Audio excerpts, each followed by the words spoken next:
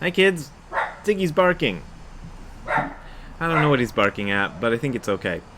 Anyhow, somebody sent me a video and asked me some questions about it, and then I wrote a blog about it, and I thought today I would do sort of a video version of the blog. So the video that the person sent me is a video from 2008, and it's of my teacher Nishijima Roshi being interviewed by somebody named Ingrid, who I'm not sure her last name, but I kind of remember Ingrid a little bit, but I'm sorry, my memory's terrible. Anyway, let's look at the clip now and see what it says. I studied for more than 60 years to study Buddhism so diligently, but arriving at the ultimate point, it need more than 60 years. So when I was 88 years, in the spring, I think I arrive at the ultimate point of Buddhism at last, at that time. Okay, that's the clip, and for those of you who might not quite understand what Nishijima Roshi is saying, because he's got a heavy accent and his grammar is a little wonky, I kind of rephrased what he said. I tried to stick close to his original words, but I changed it around a little bit so it makes more grammatical sense. And here's how I put it in the blog. I studied Buddhism diligently for more than 60 years, but in order to arrive at the ultimate point, it took more than 60 years. When I was 88 years old in the spring of this year, which would be 2008, I think I arrived at the ultimate point of Buddhism at last at that time. The guy who wrote me the question seemed troubled by this idea that Nishijima Roshi had been teaching and doing all this stuff, writing books and writing a translation of Shobogenzo and all this stuff well before 2008. I believe he was ordained and received Dharma transmission from Niwa Rempo sometime in the 70s. I'm not actually sure, and I couldn't find it when I tried to look it up. I couldn't find any exact date for it, but I think it was then, because I know he was teaching on his own in the 80s at Tokyo University, so he must have had the transmission by then. So the questioner thought, well, how is he going around teaching Buddhism when he doesn't even understand the ultimate point yet, And what I told him was that it's sort of like this. This is kind of the way I think of it. If you came to me wanting to learn Japanese and you knew no Japanese at all, I think, I've never tried it before, but I could probably teach you rudimentary Japanese, like basic sentence structures, enough vocabulary to kind of get by, ordering food at a restaurant or asking where the bathroom is or figuring out the signs on the subway system and stuff like that. I think I could get a person up to speed so he could speak sort of at least as well as I can, which is not, amazingly well. I speak Japanese, and I can speak Japanese without sort of translating it in my head before I speak, which when I first learned that trick, I was kind of amazed at myself. The first time, I can still remember the first time I just spat out a Japanese sentence without thinking of it in English before I said it. And I thought, oh my God, I'm really actually speaking the language now. So I think that's sort of a milestone there. Anyway, I can do that, but my grammar is terrible, my pronunciation is weird, and I have an accent and so forth and so on. So if you learn Japanese from me, you could learn quite a bit, enough to get you by. You might pick up my weird accent. You might pick up some of my grammatical mistakes. You might not notice them as grammatical mistakes, and you might make them too, so forth and so on. There might be some gaps, but it would be good enough to get you to communicate with a Japanese person who didn't speak English. I could probably get you up to the point where you could do that. So it's kind of the same with Buddhism. You don't really have to be somebody who has reached the ultimate point in order to be able to teach it. You have to be somebody who's studied enough to kind of get to the point where you could teach it to others, even if it's not the ultimate Buddhism.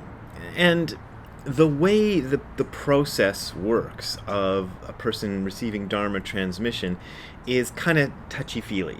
You know, this is one of those things that people in the West keep trying to codify, you know, keep trying to solidify into an object, and it's one of the things I really, really resist.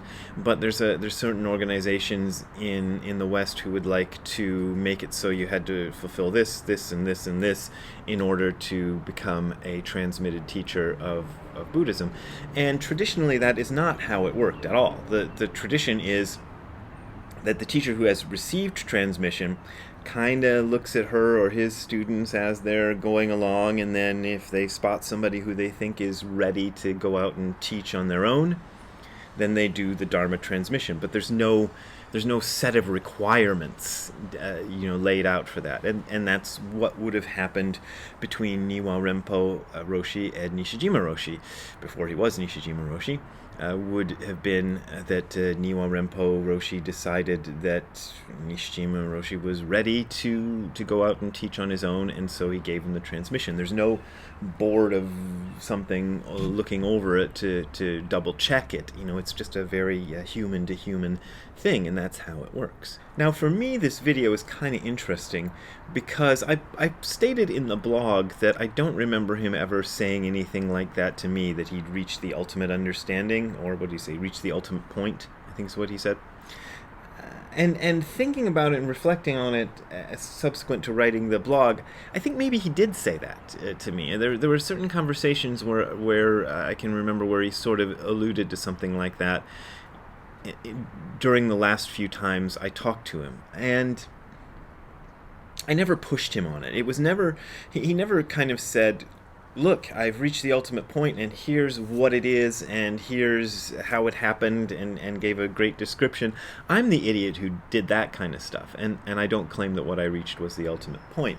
But, who described, the experience that a lot of people talk about, that I wrote about in Hardcore Zen, and There Is No God and He Is Always With You, about, crossing the bridge and having this experience, which, for want of a better word, it was some sort of an experience that flipped things around. I don't think I would consider that to be, what does he say? I want to get his words exactly right. Reaching the ultimate point, is that how he says it? Arrived at the ultimate point of Buddhism. I wouldn't say I have arrived at the ultimate point of Buddhism. And it's interesting that he says that, because he seems to, kind of put a little bit of a, finality on it, like this is the ultimate point. Is there an ultimate point of Buddhism? I don't think there's an ultimate point of Buddhism, which is not me trying to say Nishijima Roshi was wrong or lying or something. I think what he was describing as the ultimate point of Buddhism could be described in other ways, but I think perhaps he had a kind of understanding that was much fuller and broader than what he had before. But I think we can assume that through the years of practice, he started at about the same age I started, about 18 or 19 years old. And by the time he was in his 60s and I met him, he's probably in his 70s when I met him, mid to late 70s, I think. He'd probably had some experiences similar to the things that I described in my book. I would assume so. But he didn't consider that to be the ultimate point. And then at 88 years old, he saw what he considered to be the ultimate point. I can't put words in his mouth. I don't know exactly what he meant by that. And if I asked him what he meant by that when he told me, I don't remember. I really don't remember what he said. So I can only assume that it was some kind of understanding that he felt really summed everything up and made him really fully appreciate all the things that Dogen said and the things Nagarjuna said, because he was very into Nagarjuna and things like that. He had kind of come to this ultimate point.